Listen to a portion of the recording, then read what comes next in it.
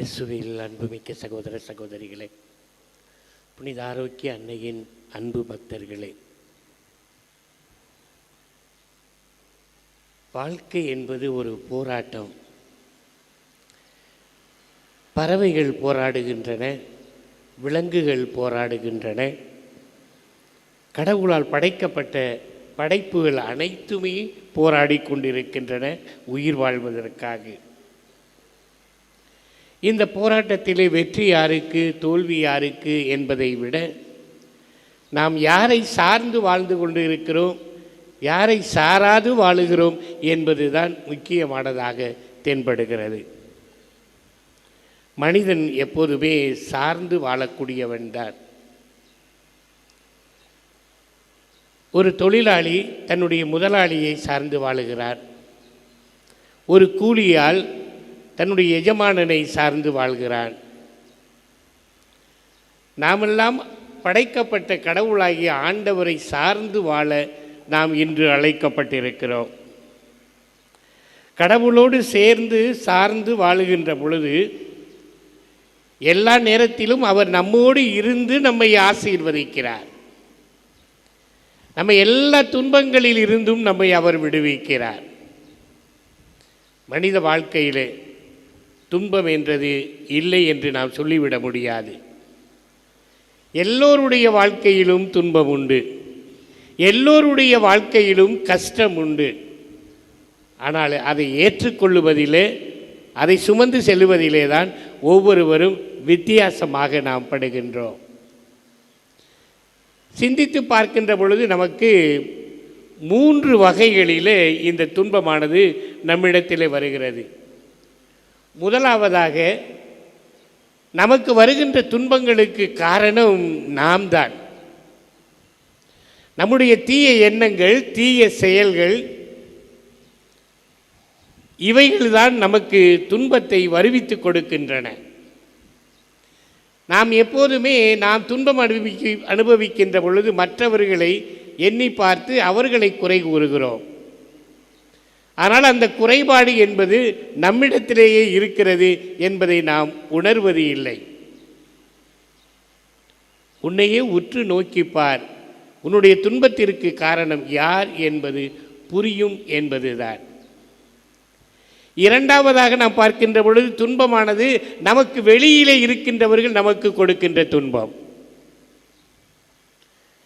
இவர்கள் நம்மை புரிந்து கொள்ளாமல் பல காரியங்களிலே நமக்கு எதிராக பல்வேறு காரியங்களை செய்து நமக்கு துன்பத்தை வருவிக்கின்றார்கள். ஒருவேளை அவர்கள் புரிந்து கொண்டால், நாம் அவர்களிடத்தில் தெளிவுபடுத்தினால் அவர்கள் இந்த துன்பங்களை நமக்கு கொடுக்க மாட்டார்கள் என்று நம்புகிறோம். மூன்றாவதாக, கடவுள் நம்மை புடமிட்டு பார்க்கிறார். ஆகையினாலே சில துன்பங்களை இவன் அனுபவிக்க வேண்டும் என்று கடவுள் அனுமதிக்கிறார். ஏனென்றால் நல்லவர் கடவுள்.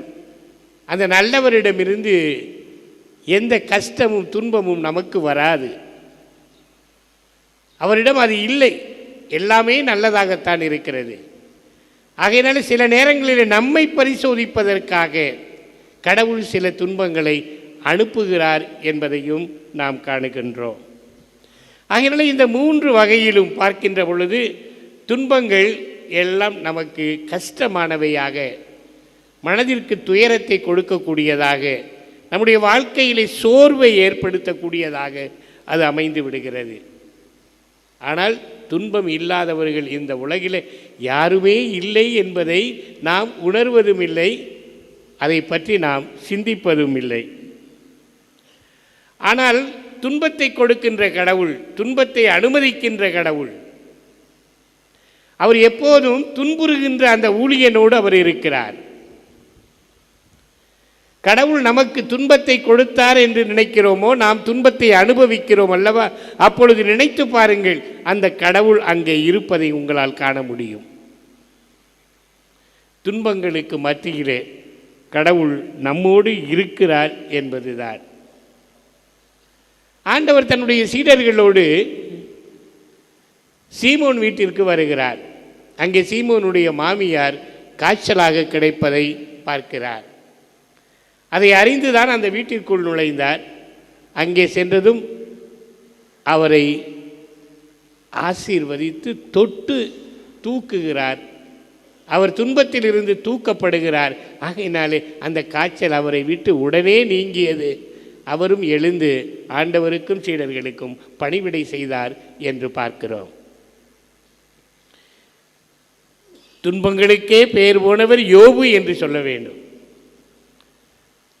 அந்த யோபு கடவுளுக்கு எதிராக எந்த பாவமும் அவர் செய்யவில்லை. ஆனால் அவருக்கு துன்பத்திற்கு மேல் துன்பம் வந்து கொண்டே இருந்தது. தாங்க முடியாத அளவுக்கு சென்றது. ஆனால் துன்பங்களை கண்டு அவர் பயப்படவில்லை. இருப்பது அனைத்தையும் இழந்தார். தன்னிடத்தில் உள்ளது அத்தனையும் அவர் இழந்து போனார். அவருடைய மனைவி கூட அவரோடு சேர்ந்து வாழ அவளுக்கு பிடிக்கவில்லை. ஏனென்றால் இந்த தொழுநோயாளியோடு நாம் எப்படி வாழ்வது? உடம்பெல்லாம் ஒரே புண்ணு, சீல் வடியுது, இவரோடு எப்படி வாழ்வது? அவள் கூட அதற்கு சம்மதிக்கவில்லை. ஆனால் யோபு கடவுளை குறித்து முணுமுணுக்கவில்லை. எல்லாவற்றையும் தாங்கிக் கொண்டு கடவுளுடைய கட்டளைகளிலே அவர் மகிழ்ந்தார் என்று சொல்லப்படுகிறது. ஆண்டவருடைய இந்த கட்டளைகள் அவருக்கு சந்தோஷத்தையும் நிறைவையும் கொடுத்தது. துன்பத்தை கண்டு அவர் பயப்படவே இல்லை, கவலை கொள்ளவும் இல்லை. அவருடைய நிலை கண்டு ஆண்டவர் மீண்டுமாக அவருக்கு என்ன செய்தார்? ஆசீர்வாதங்களை கொடுத்தார். ஏற்கனவே அவர் இழந்து போன அனைத்தையும், ஏன் அதைவிட பல மடங்கு அவருக்கு கொடுத்தார். ஏற்கனவே இருந்த செல்வந்தர் என்றால் இன்றைக்கு மிகப்பெரிய ஒரு செல்வந்தராக அவரை உருவாக்கினார். அவர் இழந்தது அனைத்துமே பல மடங்காக அவருக்கு கிடைத்தது. அன்பு சகோதர சகோதரிகளே, இறைவன் நம்மோடு இருக்கிறார். துன்ப வேளையில் அவரை நாம் நோக்கி கூப்பிடுவோம். ஆண்டவரும் நமக்கு துணைக்கு வருகிறார். நீங்கள் என்னை நோக்கி கூப்பிடுங்கள், நான் உங்களை எல்லா துன்பங்களிலிருந்தும் விடுவிப்பேன் என்பதுதான் அவருடைய நோக்கம். அன்பு சகோதர சகோதரிகளே, கடவுள் நம் துன்பங்களை எல்லாம் அவர் சுமந்து கொண்டார் என்று விவிலியத்தில் நாம் வாசிக்கிறோம். நாம் துன்பப்பட வேண்டாம் என்பதற்காக நமக்கு வருகின்ற அத்தனை துன்பங்களையும் அவர் ஏற்றுக்கொள்ளுகிறார். கூப்பிடுகிற ஏழைக்கு செவி கொடுக்கிறார். உடனே வந்து அவருக்கு அந்த துன்பத்தில் இருந்து அவரை விடுவிக்கின்றார். யோனாவை பார்க்கிறோம். யோனா கடவுளுடைய விருப்பத்திற்கு ஏற்ப அவர் நடக்கவில்லை. ஆகையினால கடவுள் தன்னுடைய விருப்பத்திற்கு ஏற்ப அவரை நடத்தி சென்றார். அவரும் எதுவும் செய்ய முடியாமல் அவர் அழைக்கும் இடத்திற்கே செல்லுகிறார். ஆனால் இந்த யோனாவின் காரணமாகத்தான் கப்பலிலே பயணம் செய்கின்ற பொழுது புயல் வருகிறது, கடல் கொந்தளிப்பு ஏற்படுகிறது என்பதை உணர்ந்த அந்த கப்பலின் பயணிகள் அத்தனை பேரும் அத்தனைக்கும் காரணம் இவர்தான் என்று சொல்லி அவரை கட்டி கடலிலே தூக்கி எறிகிறார்கள். ஆனால் அவருக்கு ஆண்டவருடைய விருப்பத்திற்கு எதிராக நாம் செய்து கொண்டிருக்கிறோம் என்பது அவருக்கு புரியும், தெரிந்தது. ஆகையினாலே அவரே முன்வந்து சொன்னார், நான் தான் அனைத்துக்கும் காரணம். ஆண்டவருடைய அழைப்புக்கு நான் இணங்கவில்லை, ஆண்டவருடைய விருப்பத்திற்கு ஏற்ப நான் நடக்கவில்லை, என்னை தூக்கி கடலில் போடுங்க, எல்லாம் சரியாகி போய்விடும் என்றார். அவ்வாறே தூக்கி போட்டார்கள். அந்த கடலுடைய கொந்தளிப்பு அடங்கியது, புயல் நின்றது, எல்லோரும் பயணத்தை மேற்கொண்டார்கள். ஆனால் இந்த யோனாவை கடவுள் எப்படி காப்பாற்றுகிறார் என்றால் ஒரு மீனின் வழியாக காப்பாற்றுகிறார். அந்த மீன் அவரை விழுங்குகிறது, மீண்டுமாக அது கரையிலே கொண்டு வந்து கக்கி போடுகிறது. அங்கே யோனா அந்த கடற்கரையிலே கிடக்கிறார். விழித்து பார்க்கிறார், எங்கே ஆண்டவர் அழைத்தாரோ அந்த இடத்திற்கு அவர் வந்து சேர்ந்து விட்டார். ஆண்டவர் துன்ப வேளையில் எப்படியாவது நம்மை எல்லாம் பாதுகாப்பதையும் அரவணைப்பதையும் நம்மால் பார்க்க முடிகிறது. நம்முடைய திருச்சபையின் முதல் தலைவராக இருந்த இந்த பேதுருவுக்கு கடல் மீது நடந்து செல்ல வேண்டும் என்ற ஆசை.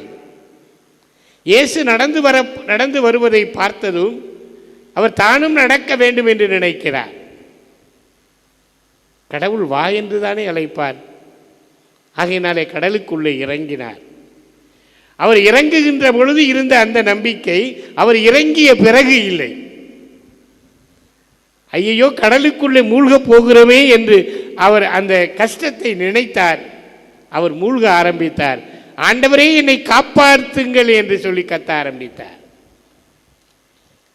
கடவுள் அவர் மூழ்கி விடாமல் கை கொடுத்து தூக்கி விட்டார்.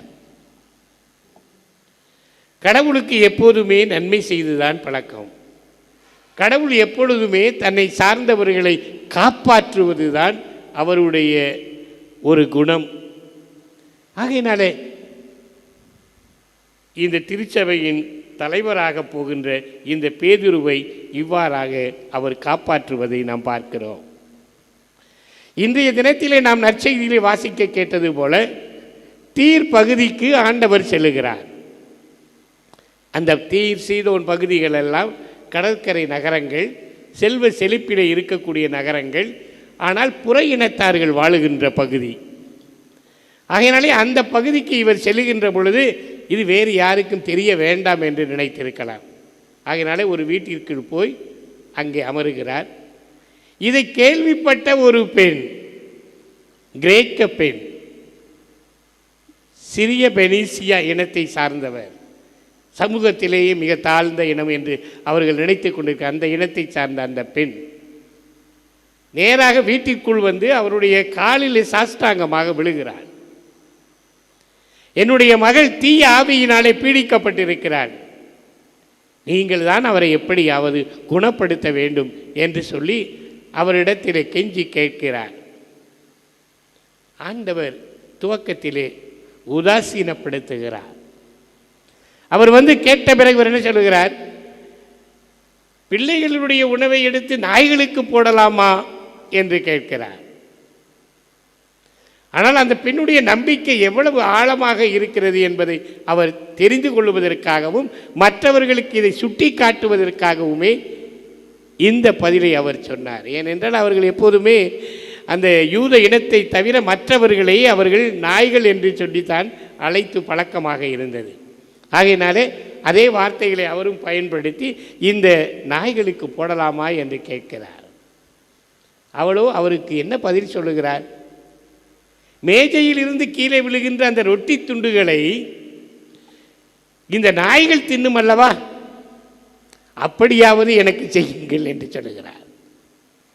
அதன் பிறகு அவர் எதுவும் பேசவில்லை. நீ இப்படி சொன்னதால் நீ வீட்டுக்கு போகலாம் என்று சொல்லுகிறார். அவர் வீட்டிற்கு சென்றார். அவருடைய மகள் தீய ஆவியிலிருந்து விடுவிக்கப்பட்டவராக கட்டிலிலே படுத்து கிடக்கிறார். ஆண்டவர் இந்த பெண்ணுக்கு இருந்த அந்த பேயை விரட்டி அவளை தூக்கி நிறுத்தி இருக்கிறார். அன்பு சகோதர சகோதரிகளே, நம்முடைய வாழ்க்கையில் நாம் கஷ்டப்படுகிற பொழுது, துன்பப்படுகிற பொழுது அந்த ஆண்டவரை நோக்கி நாம் கூப்பிட்டு இருக்கிறோமா? எங்கெங்கோ போவோம் நம்முடைய பிரச்சனைகளை தீர்ப்பதற்காக. இங்கே இவர் இருக்கிறாரு, அங்கே அவர் இருக்கிறாரு, இவர் செய்வார், அவர் செய்வார், இங்கே ஜோசியக்காரர் இருக்கிறாரு, இங்கே புதுமை செய்கிறவங்க இருக்கிறாங்க. இப்படியெல்லாம் நம்ம தேடுவோம். கடவுளை தேடுங்கள். அவர் என்ன சொன்னார்? முந்த நீங்கள் ஆண்டவரை தேடுங்கள், மிச்சமானது எல்லாம் உங்களுக்கு சேர்த்து கொடுக்கப்படும் என்று சொல்லுகிறார். எல்லாம் சேர்த்து கொடுக்கப்படும். யோபு கடவுளை தேடினால் அவருக்கு நிறைய பல மடங்கு சேர்த்து கொடுக்கப்பட்டது. நாமும் இவ்வாறு ஆண்டவரை தேடினால் அவர் நமக்கு அனைத்தையும் சேர்த்து கொடுப்பார் என்பதுதான். உடைந்த உள்ளத்தவர்களை இறைவன் குணமாக்குகிறார். அவர் குணமாக்கிய அத்தனை பேரையும் எண்ணி பாருங்கள். அவர்களெல்லாம் துன்பத்திலே உழன்று கொண்டிருந்தவர்கள், கஷ்டத்திலே இருந்தவர்கள், அவமான சின்னங்களாக இருந்தவர்கள். இவர்களை எல்லாம் ஆண்டவர் கைதூக்கி விட்டிருக்கிறார். சமுதாயத்திலே அவர்களை எல்லாம் ஒன்று சேர்த்திருக்கிறார். ஆகையினாலே அன்புக்குரியவர்களே, நமது ஆண்டவர் நல்லவர், எப்போதும் நல்லது செய்யக்கூடியவர். அவரை தேடி வருகின்ற அத்தனை பேருக்கும் அவர் கொடுக்கிறார். ஆகையினாலே தான் நம்மை பார்த்து அவர் சொன்னார், கேளுங்கள் உங்களுக்கும் கொடுக்கப்படும் என்று சொன்னார். கேட்கின்றவர் தான் பிழைத்துக் கொள்ளுவார் என்று இந்த உலகத்திலே சொல்லுவார்கள். அதை ஆண்டவரிடத்திலே கேளுங்கள், உங்களுக்கு தேவையான அனைத்தும் கிடைக்கும். அவரை நோக்கி கூக்குரலிடுங்கள், ஆண்டவர் ஏழையின் குரலுக்கு செவி கொடுக்கிறார். இந்த நம்பிக்கையோடு இந்த திருப்பலியை நாம் தொடர்ந்து வேண்டுவோம். ஆண்டவர் நம்மை எல்லா கஷ்டத்தில் இருந்தும் துன்பங்களில் இருந்தும் அவர் நம்மை விடுவிப்பார்.